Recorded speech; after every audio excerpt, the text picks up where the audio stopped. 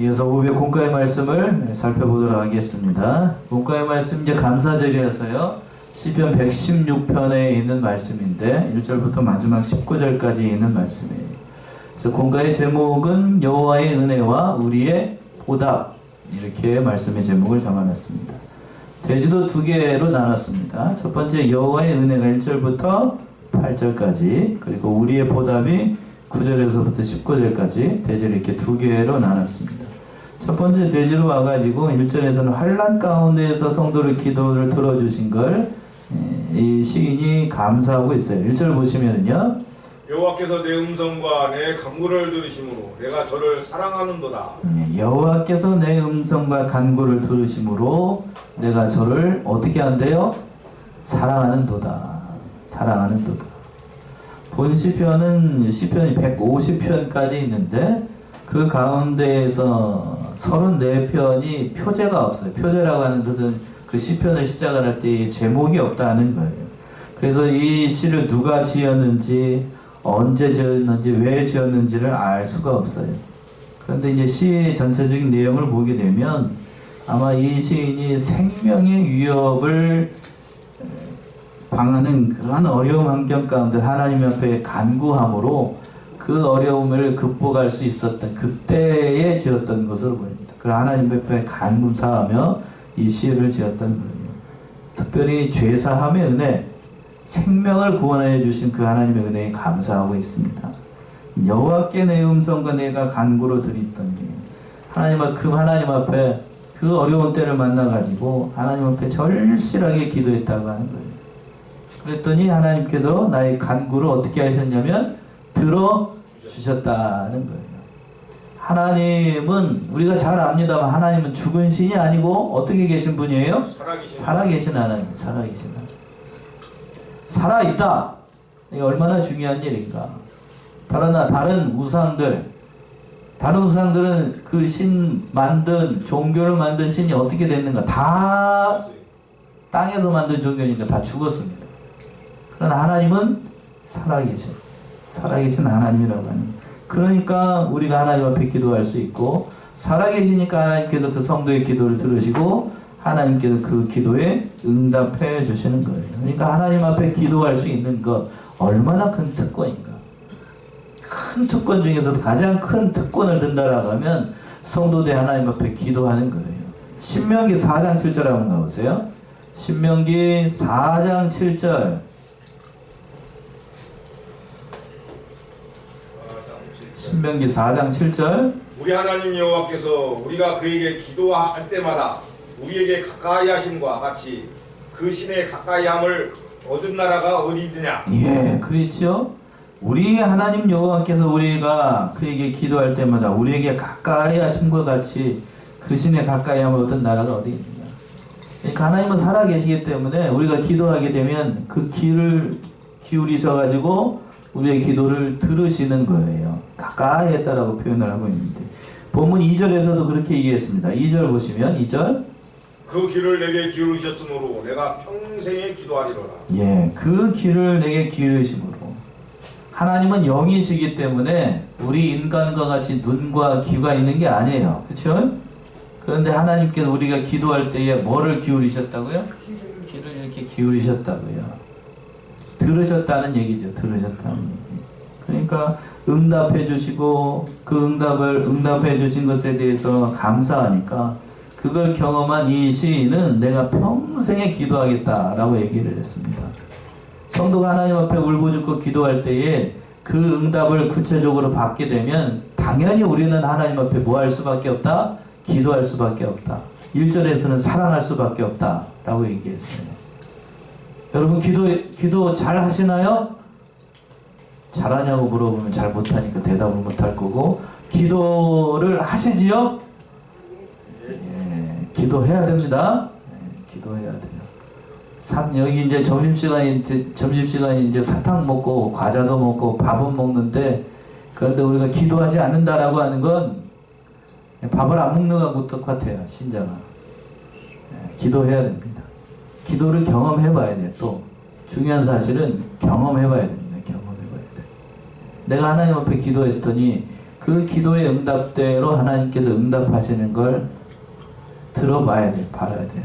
제가 성원교회 와가지고 저는 하나님 앞에 구체적으로 기도하시기 전에 생각으로만 한 것도 하나님께서 다 들어주시더라고요. 어떻게 한 것도요? 기도하지 않고 머릿속으로 생각한 것만, 생각만 했는데도 하나님께서 들어주셔요. 구체적인 예를 들까요? 저 앞에 들어오는 주차장 있죠? 여러분들 차 된 주차장. 저건 이제 우리 공사하고 난 다음에 마지막으로 남아가지고 이제 시에 이제 공영주차장으로 쓰다가 저걸 이렇게 펜스를 치고 아스팔트 깨끗하게 해가지고 포장했으면 좋겠다는 기도하지 않고 머리로만 어떻게 했다고요?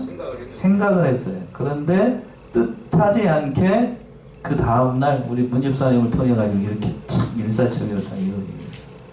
하나님은 그러니까 하나님의 뜻에 맞으면 뭐한 것도 들어주신다고요? 생각만 해도 들어주셔요. 생각만 해도. 그런 구체적인 경험이 있어야 됩니다.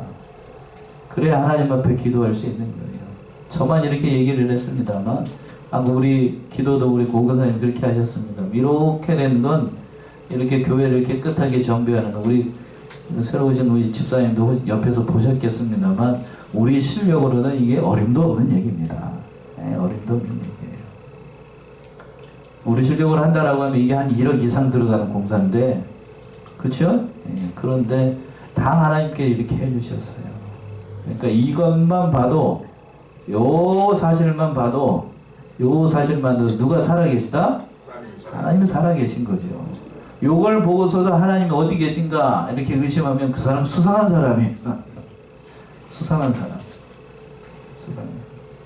그러니까 평생 기도할 수밖에 없었던 거죠. 3절 4절 보시면 3절 4절. 사망의 줄이 나를 두르고 음부의 고통이 내게 미침으로 내가 환난과 수품을 만났을 때에 내가 여호와의 이름으로 기도하기를 여호와여 주께 구하오니 내 영혼을 건지소서 하였도다. 예, 사망의 줄이 나를 두르고 음부의 고통이 내게 미침으로. 아마 이 시인이 참으로 인간의 힘으로는 감당할 수 없는 큰 고통 중에 있었던 것 같아요. 사망의 줄이 나를 두른다.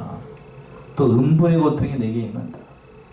얼마나 고통스러워서 음부의 고통이 임한다라고 얘기를 했겠어요. 구체적으로 성경적인 예를 든다라고 아마 요나가 물고기 뱃속에서 이런 고통을 당했을 것 같아요. 요나 한번 가봅시다. 요나 2장 1절에서부터 6절. 그가 어디 속에서 하나님 앞에 기도했을까요? 요나 2장 1절에서부터 6절.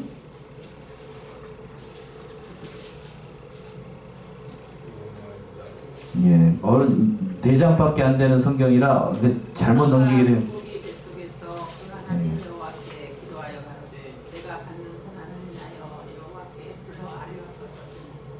주께서 내게 대답하셨고 내가 서울의 뱃속에서 부르셨더니 주께서 나의 음성을 들으셨나이다. 주께서 나를 깊은 속 바다 가운데 던지셨으므로 큰 물이 나를 흘렀고 주의 파도와 큰 물결이 다 내 위에 넘쳤나이다. 내가 말하기를 내가 주의 복전에서 쫓겨났을지라도 다시 주의 성전을 바라보겠다 하였나이다. 물이 나를 둘렀으되 영혼까지 하였사오며 기쁨이 나를 내려오고 바닷불이 내 머리를 쌌나이다. 내가 산의 뿌리까지 내려갔사오며 땅이 그 빗장으로 나를 오래도록 막았사오나 나의 하나님 여호와여 주께서 내 생명을 구덩이에서 건지셨나이다. 예. 자, 요나가 말할 수 없는 고통 가운데 하나님 앞에 기도했더니 6절에서 그랬죠. 내가 산의 뿌리까지 내려갔사오며 땅이 그 빗장으로 나를 오래도록 막았사오나 나의 하나님 여호와여 주께서 내 생명을 어디에서 건졌대요? 구덩이에서 건지셨나이다. 요나가 물고기 뱃속에 들어가서 하나님 앞에 기도할 수밖에 없는 상황 가운데 기도했더니 하나님께서 그 기도를 들으시고 그 생명을 건져주셨어요. 1절에서 그랬습니다. 요나가 어디 뱃속에서? 물고기 뱃속에서 하나님 앞에 기도했다. 요거 그대로 믿으시는 분. 요나가 물고기 뱃속에 들어가가지고 진짜로 기도했다. 믿으시죠? 예. 문자 그대로 믿어야 됩니다. 이걸 안 믿고 물고기 뱃속이 아니라 요즘 자유주의 신학자들 가운데 그런 사람들 많다고요. 이 성도들 가운데도 그런 사람들. 에이, 사람이 물고기 뱃속에 들어가가지고 안 죽고 어떻게 있어요? 뱃속에 들어간 게 이제 거기가 있을까요? 있겠죠. 하나님이 마련하셨으니까 있겠죠. 뭐 고래라고 얘기를 합니다만 고래는 아닌 것 같고 하나님이 마련하신 다른 게 있을 거예요. 이대로 있으니까 이 성경에 기록이 됐겠죠. 이걸 비유다. 실제가 아니고 저도 저기 신학교에서 공부를 할 때 그렇게 얘기했어요. 그렇게 주장하는 사람들 실제로 봤고 이게 실제로 들어간 게 아니고 하나의 뭐라고요? 오전에 있었던 것처럼 비유다라고 얘기하는 사람들이 있어요. 그건 그런 거 아니죠. 그런 거 아니에요. 비유라고 하면 성경에 이렇게 기록하지도 않아요. 요나라고 하는 사람 구체적인 사람을 지적하지도 않고 그러니까 뱃속에 들어가서 하나님 앞에 기도했어요. 이 여기에는 여러 가지 의미가 있습니다만 우리 인생이 요나가 직업이 뭐예요? 뭐 하는 사람이에요? 선지자죠, 선지자? 하나님의 말씀을 전하는 선지자. 선지자도 누구의 말씀을 듣지 않을 수 있다? 하나님의 말씀을 듣지 않고 자기 멋대로 갈 수 있다는 얘기입니다. 그걸 첫 번째로 가르치는 거고 두 번째는 그 사람도 어디 뱃속에 들어가야? 고기 뱃속에 들어가야 하나님 앞에 기도한다. 그러니까 우리도 역시 마찬가지예요. 선지자라고 하는 사람도 하나님의 뜻을 거역할 수 있고 선지자라고 하는 사람도 물고기 뱃속에야 들어가야 기도하는 것처럼 선지자도 그런데 여러분 인생이야. 우리와 같은 인생이래야 환경이 좋고 좋을 때 하나님 앞에 기도하는 게 아니고 어려울 때 고통스러울 때 누구에게 찾아와서 하나님께 찾아와서 기도한다는 얘기예요. 그러니까 이걸 상황 생각해 본다라고 하면 요나가 물고기 뱃속에 들어간 게 복이에요? 복이 아니에요? 복이죠. 뭔 물고기 뱃속에 들어간 게 복인가? 이 복이 그게 뭔 복이라고 얘기를 합니까? 그렇게 얘기하면 안 되고 뱃속에 들어갔으니까 누구에게 기도하게 되고 하나님께 기도하게 되고 그리고 그 환경 가운데서 기도했더니 하나님께서 물고기 뱃속에서 요나를 건져주셨기 때문에 하나님은 경험하게 됐잖아요. 그러니까 복이라고요. 또 여러분들 그러니까 우리가 따지고 보게 되면 로마서에 있는 것처럼 모든 것이 합력하여서 선을 이룬다고 말씀하셨는데 우리에게 닥치는 어려운 현실들이 그러니까 우리에게 우리를 넘어뜨리기 위해서 하나님께서 우리를 시험하신 게 아니고 결국에는 협력하여서 선을 이루도록 우리에게 복으로 주신 거예요.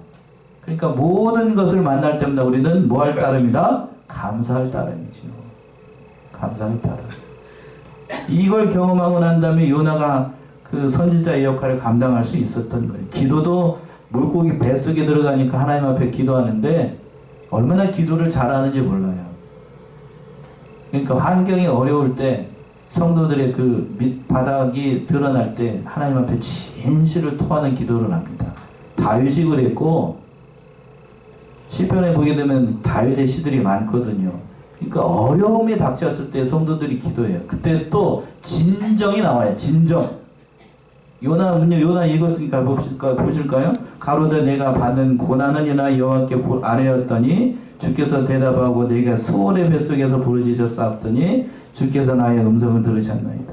주께서 나를 깊은 속 바다 가운데 던지셨으면 큰 물이 나를 둘렀고 주의 파도와 큰 물이 내게 다 위에 넘쳤나이다.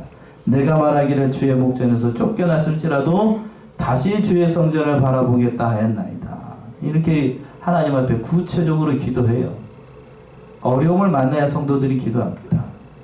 그러니까 오늘 본문의 말씀으로 돌아와서도 사망의 줄이 두르고 음부의 고통이 올 때에 또 환난과 슬픔이 만났을 때에 하나님의 이름을 부르면 하나님께서 그 영혼을 건져주셔요. 믿으십니까? 그러한 거예요. 그러한 거. 그러니까 우리가 어려움을 만났다 낙심할 일이 아니고 하나님 앞에 그 모든 거 다 내려놓고 기도하면 하나님께서 다 들으십니다. 들으셔요. 그러니까 결실의 계절 주신 건 얼마나 감사한 일이에요. 그러니까 이때에 하나님 앞에 더 가까이 하고 기도하고 하나님의 은혜를 생각하는 저희 여러분들이 다 되셔야 되겠습니다. 5절 보시면 5절 여호와는 은혜로우시며 의로우시며 우리 하나님은 자비하시도다. 예, 하나님은 은혜로우시며 의로우시며 또 자비와 긍휼이 무한하신 그러한 분으로 소개하고 있는데, 특별히 여기서 말씀드리고 싶은 게, 우리 하나님은 하반절에 어떠하시다고요? 자비하시다라고 되어 있어요. 자비라는 말은 그 사전적인 의미를 찾아보게 되면 여자의 자궁을 자비라고 얘기합니다. 거기서 나온 말이에요. 여자의 어디? 자궁. 자궁 안에 뭐 누가 있죠? 사람. 아이가 자궁, 엄마의 뱃속에서 나오잖아요. 그러니까 이게 이 말의 뜻이 무슨 의미냐면, 어머니가 태아를 그 자궁으로 보호하고 감싸고 모든 것을 다 줘서 아이를 키우는 것처럼, 우리 하나님도 마치 누구와 같은 심정으로, 어머니와 같은 심정으로 여러분 한 사람 한 사람에게 사랑을 베푼다는 의미예요. 그게 자비예요. 자비. 그러니까 불교에서 말하는 그런 대자 대비 그런 거하고는 근본적인 차이가 있어요. 어머니가 누구를 대하는 것처럼, 뱃속에 아이를 대하는 것처럼 우리 하나님이 우리를 대하신다고요. 이해되시지요? 그런 분이십니다. 그런 하나님이라고 하는 거예요. 그래서 또 그 하나님께서 어떻게 하시는가? 6절 보시면, 여호와께서는 어리석은 자를 보존하시나니 내가 낮게 될 때에 나를 구원하셨도다. 여호와께서는 어리석은 자를 보존하시나니, 여기서 어리석은 자를 보존한다는 얘기는 하나님만 의지하는 어리석은 자라는 뜻이에요. 그렇죠? 하나님만 의지하니까 인간적인 관점으로 봤을 때에는 어리석죠? 세상 사람들이 우리를 볼 때에도 여러분들은 어리석은 거예요. 왜? 세상적인 방법 쓰지 않고 누구만 의지하니까? 하나님만 의지하니까 세상적 관점으로 봤을 때는 어리석습니다. 저렇게 정신없고 미련한 사람들이 있을까 싶어요. 그러나 하나님의 관점에서 봤을 땐 그 사람이 귀한 거예요. 그리고 또 하반절에 내가 낮게 될 때에 나를 구원하셨도다.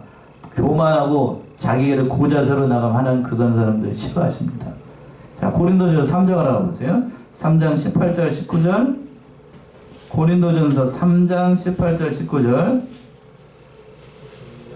아무도 자신을 속이지 말라. 너희 중에 누구든지 이 세상에서 지혜 있는 줄로 생각하거든 어리석은 자가 되라. 그리하여 지혜로운 자가 되리라. 이 세상 지혜는 하나님께 어리석은 이것이니 기록된 바 하나님은 지혜 있는 자들로 하여금 자기 꾀에 빠지게 하시느니라 하셨고. 예, 그랬죠? 아무든지 자기를 속이지 말라. 너희 중에 누구든지 이 세상에서 지혜 있는 줄로 생각하거든 뭐한 자가 되래요? 미련한 자가. 예, 개역 성경은 미련한 자라고 되어 있고, 개정판은 아마 어리석은 자라고 되어 있어요. 그러니까 어리석어야 됩니다. 하나님의 관점에서는 어리석은 자를 구원하셔요. 왜? 하나님만 의지하니까요. 그게 미련하게 보여도 어리석게 보여도 진정으로 형통한 길이 거기 있다는 사실을 우리가 깨달아야 되겠어요. 또 7절 보시면 7절. 내 영혼아 네 평안함에 돌아갈지어다. 여호와께서 너를 후대하심이로라. 예, 여호와께서 너를 어떻게 하신다고요? 후대하신다. 후대하신다. 공과에 잘 후대라는 말을 잘 풀이를 해놨는데, 공과의 후대는 후하게 대우한다 하는 얘기인데, 어떤 자들을 특별히 후하게 대하시는가? 공과에 아주 잘 나와 있어요. 구하고 부르짖는 자에게 후대하여 주시고, 하나님께 소망을 두는 자를 후대하게 하시고, 베푸른 자에게 후대하여 주신다. 심지어는 성도들이 징계를 받았을 때에도 우리를 귀하게 여기시고 우리에게 그 모든 은혜를 베풀어 주시는 하나님이라고 하는 거예요. 그러니까 우리를 얼마나 귀하게 여기시는가를 잘 보여주는 말씀입니다. 특별히 또 8절에서는 하나님의 은혜를 8절 주께서 내 영혼을 사망에서 내 눈을 눈물에서 내 발을 넘어짐에서 건지셨느냐이다. 예, 8절 우리 합독합시다. 8절 참 은혜가 되는 것 같아요. 힘이 되고. 8절 시작. 주께서 내 영혼을 사망에서 내 눈을 눈물에서 내 발을 넘어짐에서 건지셨나이다. 아멘이신가요? 예. 주께서 내 영혼을 사망에서. 이 말씀이 참 은혜가 돼요. 내 눈을 어디에서? 눈물에서. 내 발을 넘어짐에서 건져주셨다. 참 귀합니다. 우리가 하나님께서 내 영혼을 건져주시지 않으면 우리 영혼이 망합니다. 사망에서 우리를 건져주신 거 첫 번째로 감사하고 있고, 또 내 눈을 어디에서? 눈물에서. 이 세상 살아갈 동안에 눈물 많이 흘립니다. 그 눈물에서 우리를 건져주시고, 또 내 발을 넘어지면서 우리는 갈 길을 알지 못해요.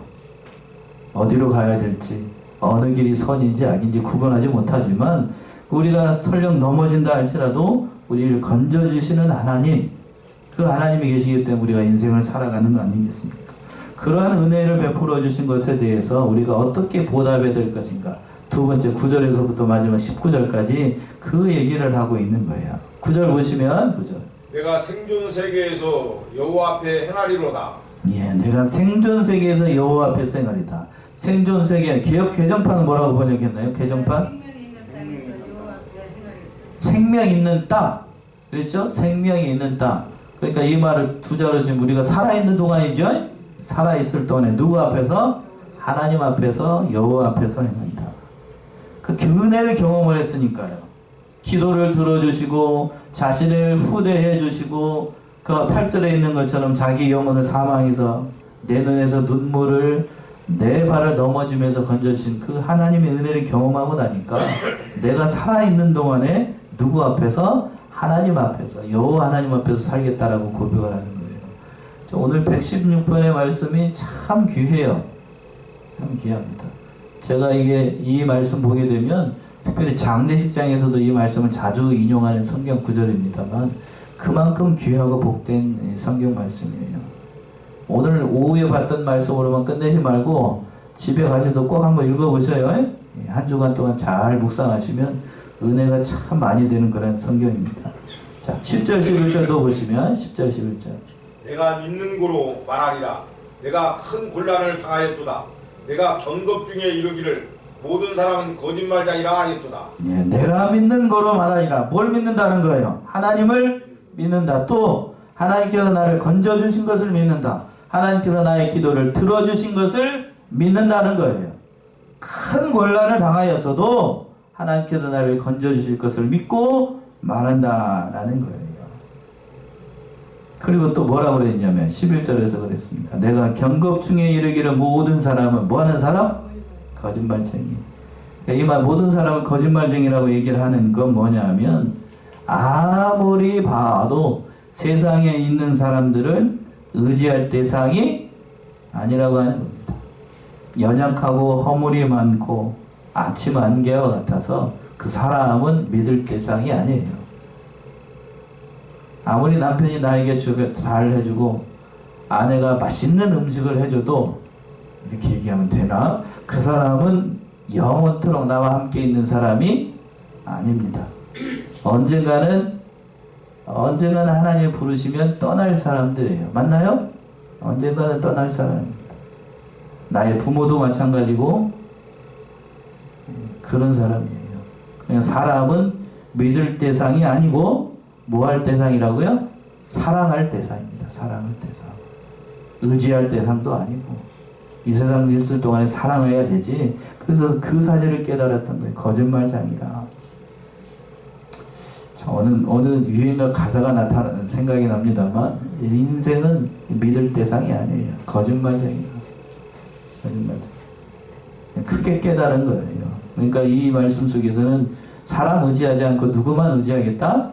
하나님만 의지하겠다라는 고백이 담겨 있는 거예요. 그리고 또 12절 보시면 12절 크게 깨달았기 때문에 12절과 같이 고백해요. 12절 여호와께서 내게 주신 모든 은혜를 무엇으로 보답할꼬? 예, 12절 우리 합답합시다. 12절 시작. 여호와께서 내게 주신 모든 은혜를 무엇으로 보답할꼬?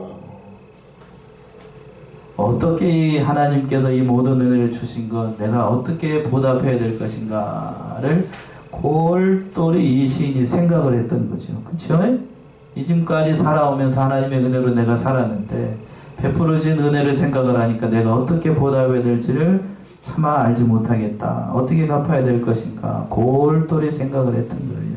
하나님은 우리에게 많은 것을 요구하시는 게 아니에요. 뭘 원하시는가? 미가 6장을 한번 가보세요.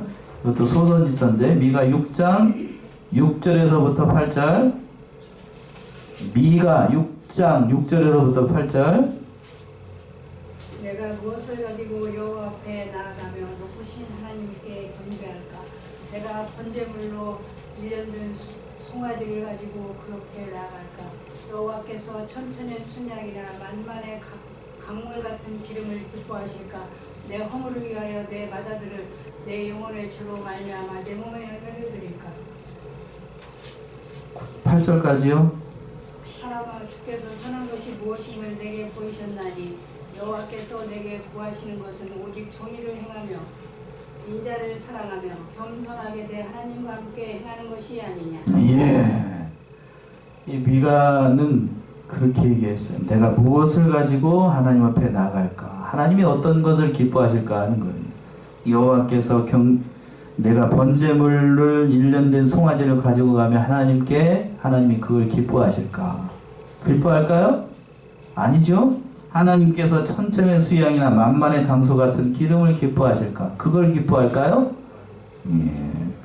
내 허물을 위하여 마다들을 주고 내 영혼의 죄를 위하여 내 몸에 열매를 드리는 하나님이 기뻐하실까? 그래서 스스로 답을 찾았어요. 사람아, 주께서 선한 것이 무엇임을 내게 보이셨나니 여호와께서 내게 구하시는 것은 오직 공의를 행하며 인자를 사랑하며 겸손히 누구와 함께 행하는 것? 하나님과 함께 하는 거예요. 너와 네 하나님과 함께 하는 것.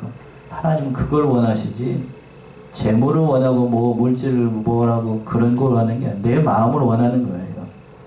그러니까 여기서 무엇으로 보답할고 하나님 앞에서 이 세상 살아갈 동안 하나님 더 의지하고 말씀대로 생활하는 것, 그걸 하나님은 원하시는 겁니다. 다음 본문 들어와서 13절이요. 13절. 내가 구원의 잔을 들고 여호와의 이름을 부르며 예, 내가 구원의 잔을 들고 여호와의 이름을 부른다.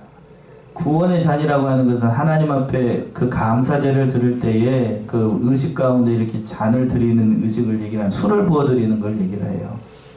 그러니까 감사해가지고 거기에다가 여러분들도 혹시 제사를 지내시는 분 보게 되면은 이렇게 술을 따라가지고 그 제사상에다 이렇게 놓지요?